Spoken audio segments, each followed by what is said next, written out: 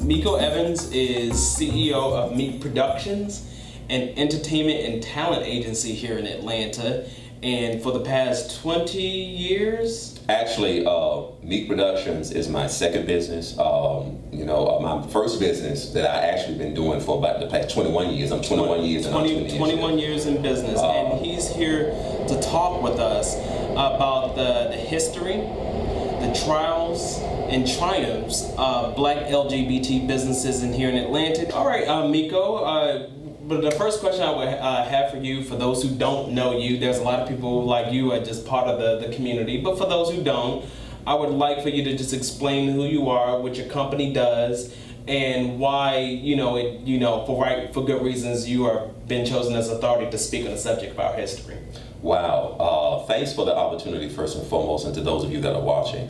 Of course, my name is Miko Evans. I'm an original Atlantan, born and raised, and I've been here all my life. And like I stated before, Meek Productions is actually my second business, that I started in late spring, summer of '03. Meek Productions is known as the world's first LGBT exclusive talent agency and production company. And of course, it was started due to a need to have something present for LGBT talent. So it kind of gave us the opportunity to actually provide an avenue where LGBT talents can have a company that represents them according to who they are. Plus, we wanted to provide a different avenue and outlet to show more diversity and inclusion within the LGBT community. As well as we wanted to kind of be an advocate for LGBT people through entertainment, as well as, okay, instead of you hiring a heterosexual talent to play a gay role, why don't you give a job or an opportunity to an LGBT person? Okay. Which kind of leads me probably to the earlier question that you talked about. During the time that I was growing up, because I'm just going to start with my graduation year from high school, class of '89. And during that year, that same year, was when I was introduced to my very first, not just nightclub experience, but my first gay nightclub experience, which happened to be the Marquette Lounge, which is, for those people that don't know, historically, the Marquette Lounge is Atlanta's very first Black LGBT night spot, dating all the way back to the late 60s. Mm-hmm. And so, back during that time down here in the South, there were very limited options for Black gay people to express themselves. So Miko, my question from what you have just explained to us is, what was the business culture and the opportunities of that for Black LGBT businesses in Atlanta? As far as Black LGBT businesses, because being in the Confederate South during that time, keep in mind we're talking about the late 80s, early 90s, and keep in mind the climate of LGBT people overall wasn't as welcoming. Mm-hmm. Now, it was probably more progressive for mainstream LGBT, as we say, as far as the white LGBT community and mainstream, but when it came to the communities of color, and particularly the Black community, we wasn't able to be as publicly out. That was during the time where in many cases, many people were starting to become more comfortable in their sexuality, but the majority mentality of that time was you had to live in the closet. And it's like being on the DL was like the norm. And especially during the time when the AIDS epidemic was in a crisis mode at that time. You only had a very select few people who were out. And who was out actually doing a lot of activism work, you know what I'm saying? Because that's how we hear about the history of NASM, which was one of the very first Black AIDS nonprofits that actually started here in the South. So during that time, the business culture wasn't as public. You know what I'm saying? If you had some LGBT businesses, it was just within the community and only a fair few people knew about it. Or if you had some Black gay people owning businesses, they wasn't publicly out. Okay. And so it's on the majority level. And you're just talking about the nightlife or just across the board? Across the board. Okay. You know what I'm saying? I'm actually talking about across the board because the Black LGBT community, we never really had what we say our own community like it was like for Midtown. Okay. Like for mainstream LGBT community, like, for the white gays, whatever, where it's like they created like their own little community. Because, during that time, like there's a certain area on P Street, you had Back Street, you had Bulldogs, because what people don't know about Bulldogs, because Bulldogs used to be an old white leather bar before it became all Black. Really? Wow. You know what I'm saying? And keep in mind, Bulldogs is not Black owned. You better tell them. Bulldogs is not black owned. It's not black gay owned. Like I said, because at least with the other clubs like Loretta's and the Marquette Lounge, at least they were black owned. You know what I'm saying? They might not have been black gay owned, but they were black owned businesses that catered to the LGBT demographic. And that's important to note that if you are consider yourself a part of this movement, wanting to support your own communities or be loyal to the businesses in your community, just as well as other Jews and Indians are loyal to the business in their community.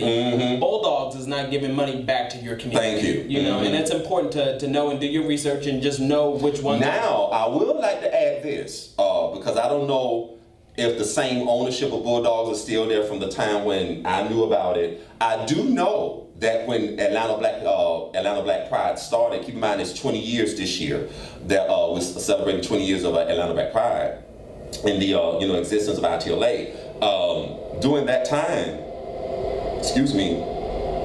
I do remember and recall Bulldogs being the first to be a sponsor for Black Pride back in that day. We talking about like between 96 through like the millennium. They was like one of the first, you know what I'm saying, between that. And if I'm not mistaken, what somebody else told me, like I think behind the scenes, Atlanta Pride Committee back then was like a sponsor back then. But it wasn't like major, you see what I'm saying? But like I say, I'm kind of skipping a little bit, but I kind of want to put that out there since we're talking about the business culture. Wasn't too many businesses who were out that was existing, you know what I'm saying? Some was kind of starting. You know what I'm saying? And a lot of people, I think once the Black LGBT movement really started taking momentum, that's when you started running into other people that kind of did some stuff on the side. They either did photography, did graphic design or whatever. Because I do know that we had one of the girls who I think started a club, Gloria McQuarrie, and they'll forget her. She was one of the first to actually start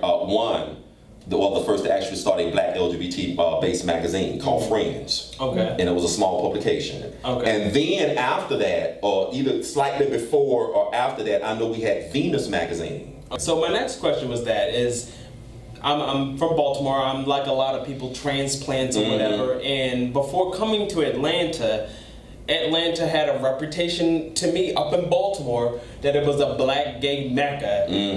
How and when did that develop? That's interesting, even for me, because I had no idea that it was like a Black gay Mecca per se. And I think the reason why it became that way is because when Black Gay Pride started in Atlanta 20 years ago. I think because of the way it was organized, you know what I'm saying? I think the reason a lot of people was looking at Atlanta, everybody was focused on Atlanta during that time, because of course this is the home of Dr. Martin Luther King Jr. This is like the birthplace of the civil rights movement. And then once the Olympics came here, 1996, which is 20 years ago as well. This year we're celebrating the 20th anniversary of the Olympic Games being here. So after all of that, I think when once Atlanta Black Pride started getting a lot of momentum, because the momentum of Atlanta Black Pride really didn't start to around about the turn of the millennium. That was when new leadership stepped in, because I think we had two leaders. We had one during the first 3 years of ITLA, and then we had another leadership between the first 3-4 years of ITLA, and then by the time 02, 03 came in, that was the introduction of, we all, those in Atlanta know, Sister Rochelle Downing Hudson. That was when I first met her, and that was when she became the new ED of ITLA. From that leadership on down, that's when we saw an elevation of the reputation on a national level of ITLA. I think ITLA had some sort of a national reputation back then, but when it came to like the crowd, when we actually started getting a lot of people to literally travel to Atlanta for Labor Day weekend, for at least Atlanta Black Pride. It's we like didn't really national pilgrimage. Yeah, it's like we really didn't get, some people was coming on to Atlanta on Labor Day weekend prior to that, but we really didn't start seeing a whole lot of the numbers until at the turn of the millennium, from what I can recall. Because I think, because people started migrating slowly but surely because of the Olympics, some because of their jobs and stuff, that slowly but surely. But as far as when the city started shutting down, you see what I'm saying? It wasn't really until like the late 90s toward the turn of the millennium, from what I saw, that when that started to happen. Okay, and it started having that national reputation. Having that national reputation. It's a great city for black LGBT people. Mm-hmm. Now, let's back up a little bit, because once again, getting back to the earlier question, and like I was explaining to you, due to the climate of society at that time, and particularly in the Bible Belt South, due to the climate, there wasn't a lot of out and open LGBT business owners. Like I said, if there was only a few, and it was only within the community. Now, even if you had some black LGBT businesses who, if you had any businesses that was black owned and gay owned and stuff like that, in order for them to survive, many of them had to cater to the general public. Okay. You see what I'm saying? Now, one of the greatest highlights that I love was that in between 93 going into the Olympics, right before the Olympics, we had, I had the opportunity to actually see the birth of one business that was owned by a black gay couple, male couple.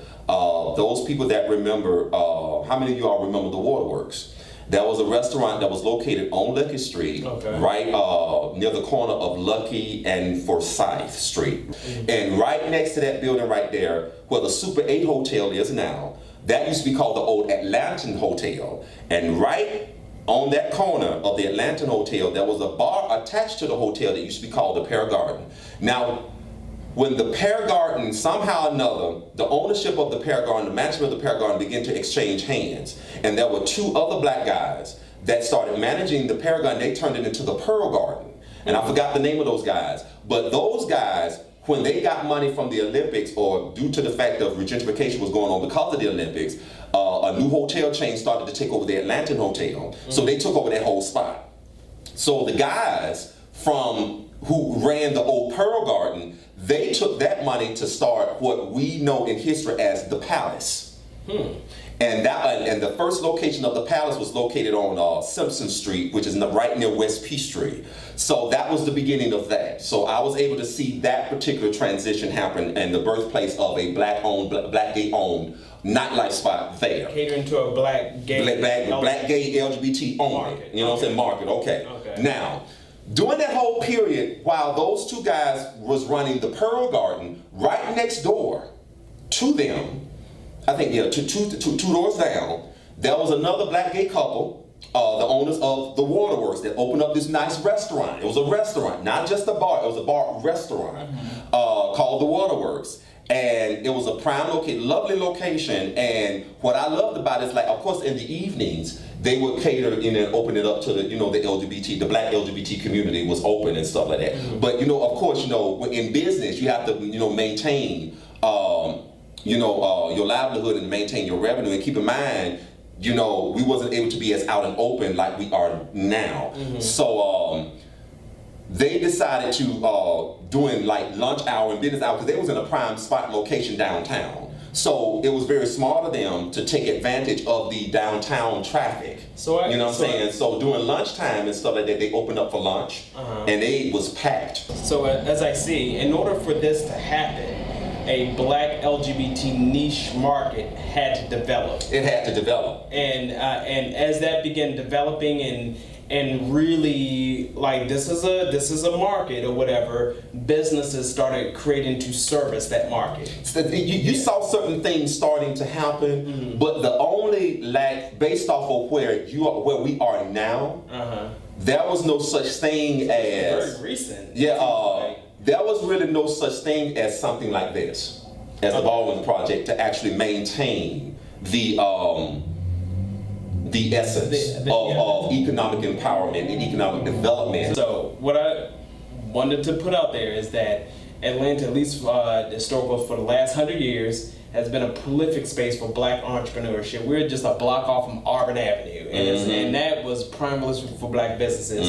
And being gay people, we know we've always been a part of that, but we just weren't out. And so what you're saying is development when we start being out and start servicing an out black LGBT market. Who were those people that were a part of developing that niche market and servicing that niche market? And I want to focus on the challenges they've had as black people, black business owners, and black LGBT business owners. Well, like I said, going back like I was saying before, keep in mind, you're talking about a period to where we had enough issues in just trying to be ourselves. Because keep in mind, we still had to, yes. Okay. You know, keep in mind, you know, we still with the, keep in mind, we're still in the Confederate South, we're still in the Bible Belt. So we still had to deal with homophobia in the black church. We still had to deal with issues within our own family. So we really didn't have, when we got together, we were just so glad to be together. You see what I'm saying? Okay. So we didn't have time to really focus on, because we already had to try to focus on things as a black community as a whole. Being black in the South. You know what I'm saying? Just being black in the South. So once we had the opportunity to focus on being black and gay in the South, keep in mind that was still a developing occurrence. So, to case in point, when we talk about the beginning of the black gay economic structure, the potential for that started with the Labor Day weekend things that we used to do, because there was no such thing as club promoters and stuff back in the day. Okay. The only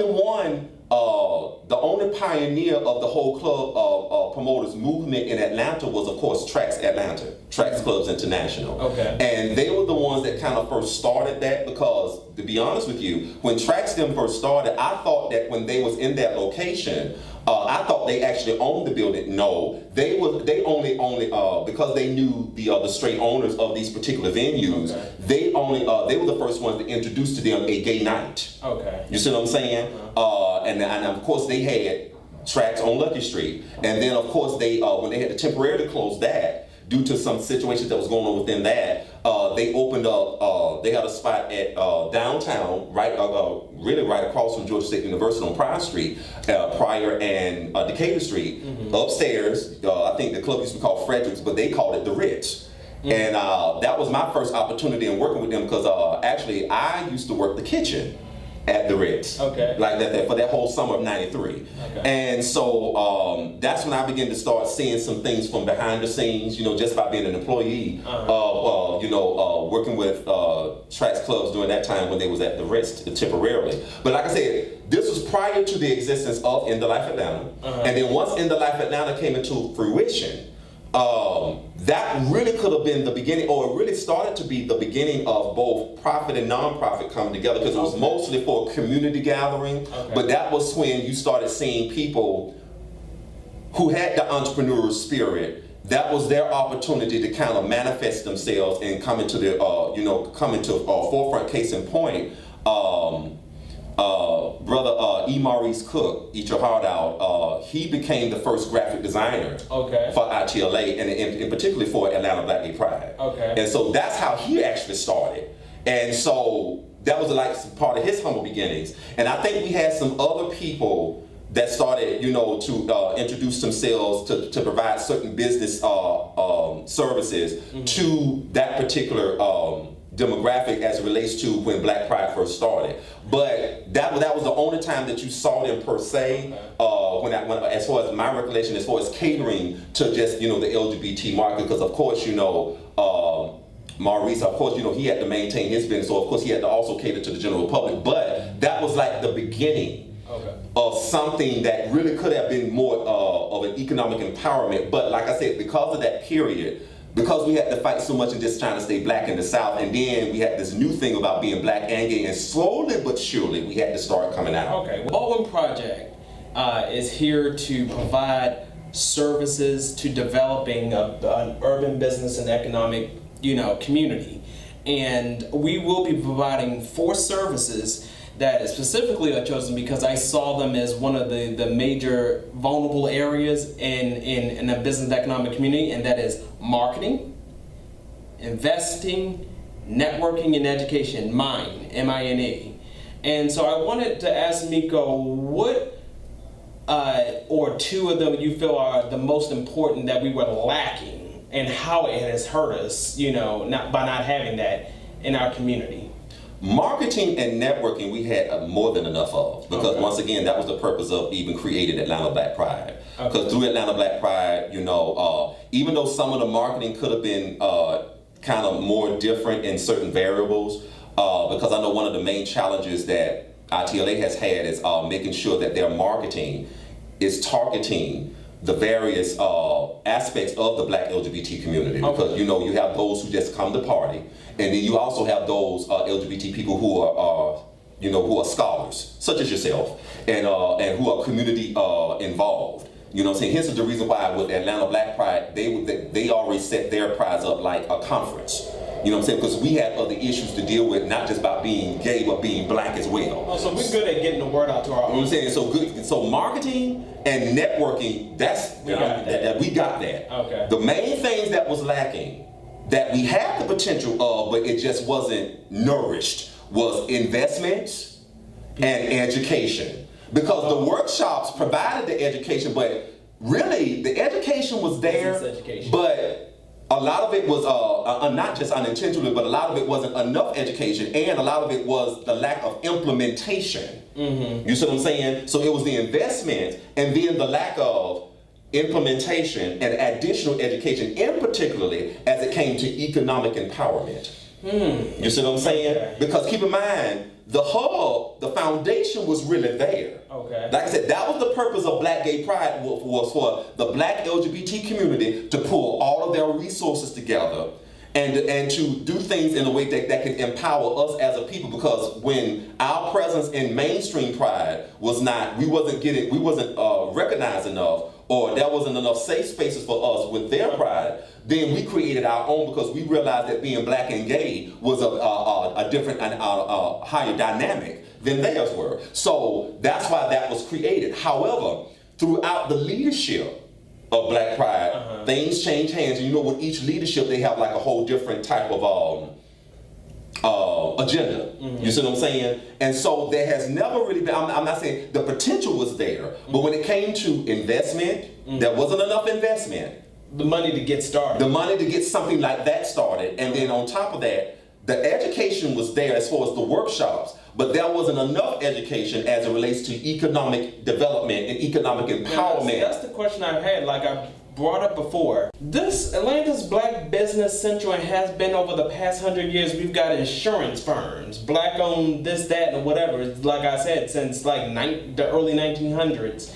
And being black, we come out of that. Why would we not be able to go to our uncles and aunties or whoever's that are in business to help us know that what we need to know in order to go into business and flourish? At least get beyond that startup phase, which is, which kills a lot of businesses. Well, that's an easy answer. To me, it is because what I found out, and like I was explaining to you, see, you was very fortunate to grow up in a family where there was entrepreneurship already in your bloodline. You know what I'm saying? You had educators and activists in your bloodline. A lot of us didn't have that, because when you look at us living in an institutionalized ism society, not just racism but other isms too. When you look at those of us, and when you look at our educational system, when it came to the black schools, we was not taught economic development. We wasn't taught real economics. You see what I'm saying? We was taught really to be corporate slaves. When you look at that, we wasn't taught anything about ownership. Okay, go there. Let's just be real. Okay. So, because when you can't just talk about the black LGBT community without talking about the black community as a whole. Just not prepared to go into. You know what I'm saying? You know what I'm saying? We was not really prepared to go into business. Okay. You know what I'm saying? And only those few who had those outlets, who had the opportunity to be trained about real economic development, and who all really was entrepreneur bound, they was the ones that went above and beyond. But when we look at the overall black community as a whole, not just the black LGBT community, but the black community as a whole, we was not taught the value of economics. So the entrepreneurs we had are just basically people just had a great idea and encouraged, like, I'm just gonna go for it. You know what I'm saying? And which is, it's inspirational, but it's very reckless. So what are a lot of the challenges that these people, I had a great idea and I'm gonna go for it, well, and they're running into? Well, like I said, but the challenge is that money? Not a lot of the banks at the time, keep in mind was, by most of them being white ran, a lot of the banks, did not cater when it came to financing black businesses. You know what I'm saying? When it came to get a loan, we wasn't the first on the list to actually be approved of it. You know what I'm saying? There was a lot of challenges as it relates to economics that blacks face. We talking about back then. You know what I'm saying? Now, of course, as time progressed and doors began to open, we had some that were, those with good credit was able to get this and that. And getting back to the family dynamic of this, is that, for example, like it's written in scripture, you know, a father leaves an inheritance for his children's children. And the problem is, due to the lack of education, because if there's no sound education, then how can you make sound investments? And like I said, you know, because of the institutionalized isms that's been in our environment, we have been programmed and conditioned not to pass certain things down. For example, that's why many of us don't own properties. We don't, like you said, we don't own anything. That's why we don't have any economic power. And if we was educated on the importance of ownership, even owning a piece of real estate, assets, that's what I'm saying, hard assets. For example, those families that had their homes were paid for, because of the next generation wasn't fully they wasn't fully educated about the importance of having real estate assets and the importance of having assets, period. They probably even sold their houses and just took that money and squandered it. Okay. And so once again, so now their children don't have anything to fall back on. You see what I'm saying? Could that be the reason why white LGBT Midtown Atlanta has found success where black LGBT community has not? You can kind of say that because we've never had the opportunity to, you might have had black areas, you know, or areas where there were black businesses, but when it came to anything black LGBT, because we was not allowed to really come out, that's why many of us actually ran to the white LGBT community, because we knew in the white LGBT community we can be who we are. You know, and especially, you know, if we didn't have to deal with any, you know, hidden discrimination as it relates to, you know, within the LGBT community on that end. So, but getting back to, you know, the black family and stuff, if we would have been more welcomed within our own community, that would have gave us the opportunity to create something black and gay within our own communities, where we could feel safe within our own communities. You see what I'm saying? But back then, we didn't have that. That's why, if you notice, Loretta's was in Midtown. And that was the only, at the time, from what I know, was the only black outlet for a black gay outlet for black gay people. Until others started going in, until we had the flux of club promoters migrating from Atlanta, you know, migrating from everywhere else to Atlanta, and then all of that started and stuff. So like I said, that's a whole nother topic. You know what I'm saying?